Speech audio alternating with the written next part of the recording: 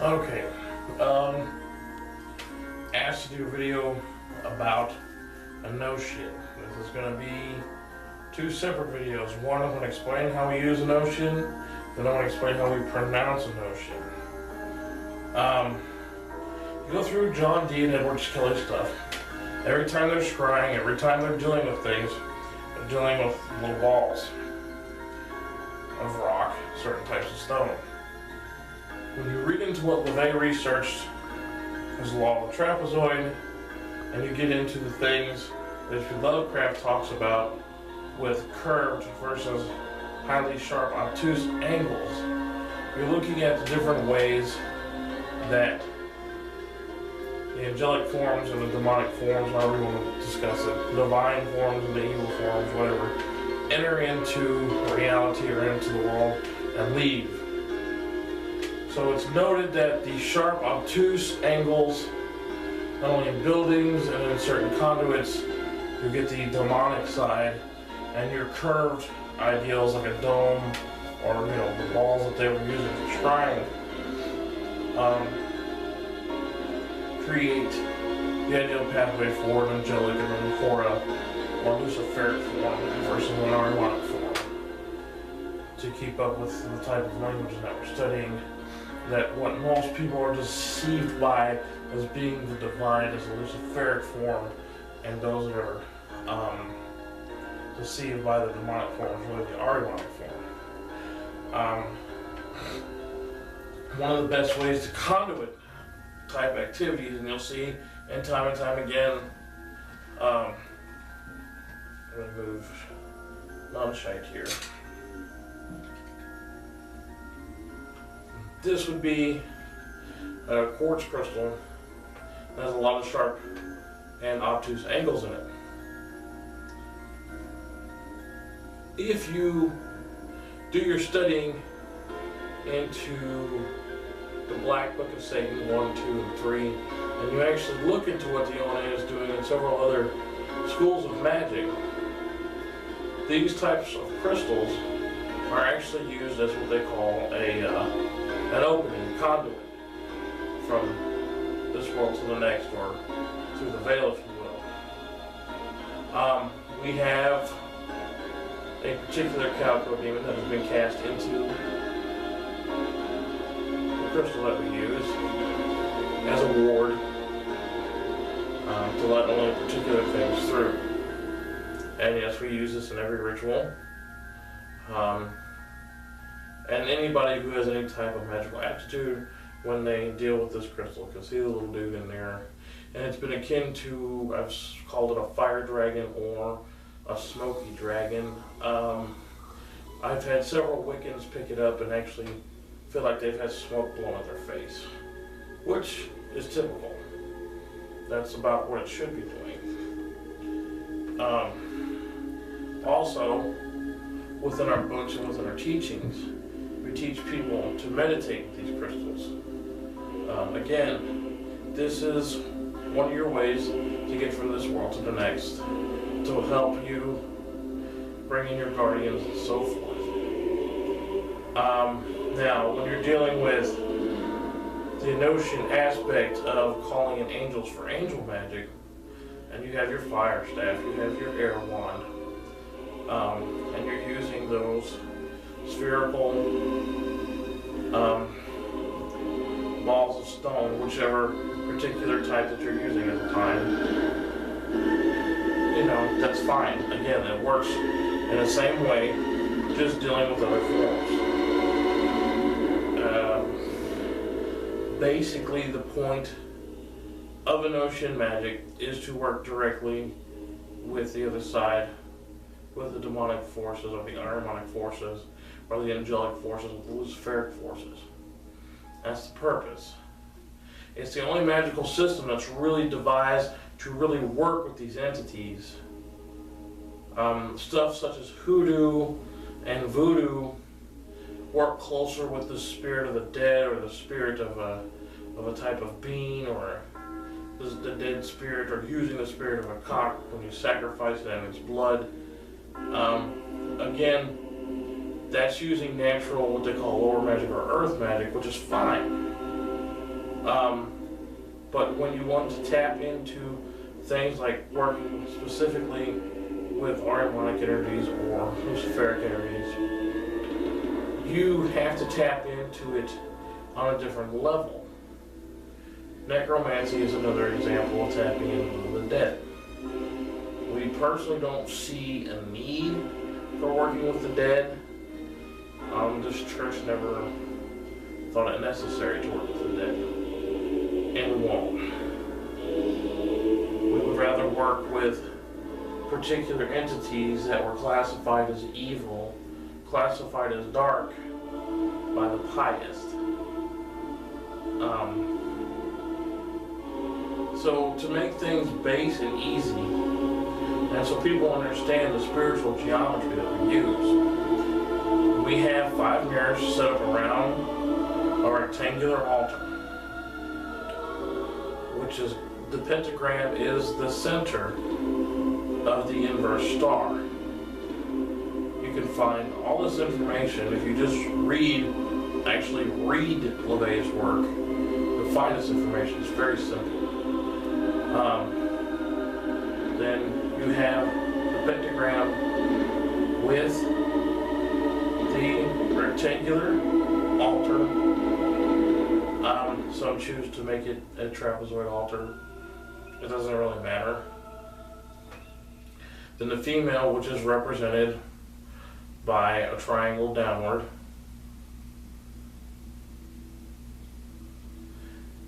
And that's your spiritual dimensions that you're using to layer the effect. Now when you bring in the things like the crystals, things of that nature, that's the other way you're preparing for an Arianic force. Because you're bringing in rigid angles. The other thing that you need to look at with these mirrors, that you have what they call a double and a cross. Double infinity into the mirrors. If you ever put a mirror in front of another mirror, they reflect into each other infinitely. Alright? When you have 2 of those crossing each other in the form of an X, which is dead center, overlapping everything else, creates that vector.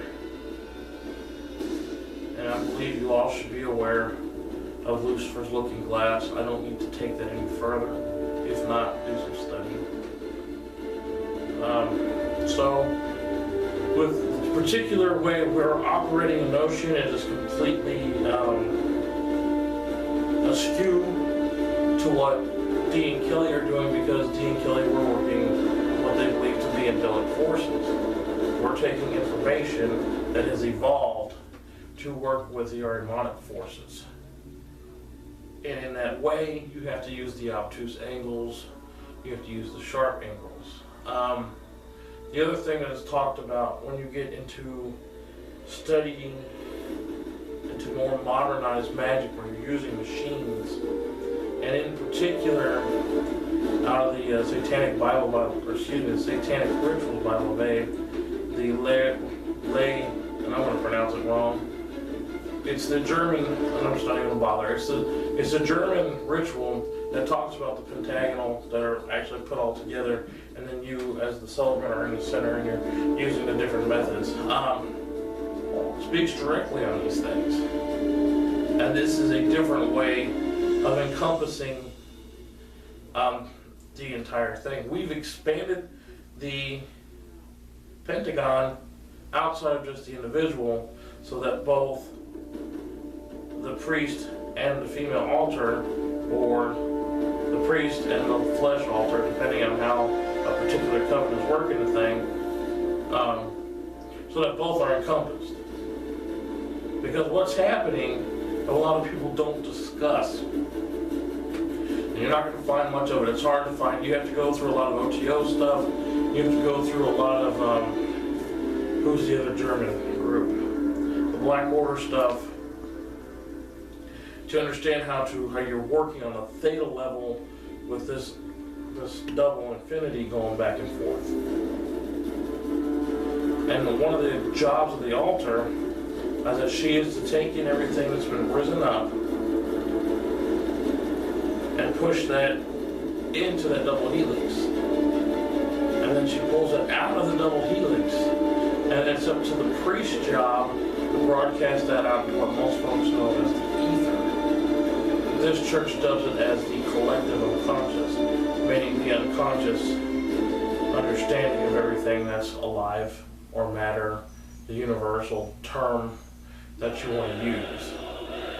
So that you're sending the theta energy into quote-unquote hell, pulling it back and broadcasting it with the power that is there.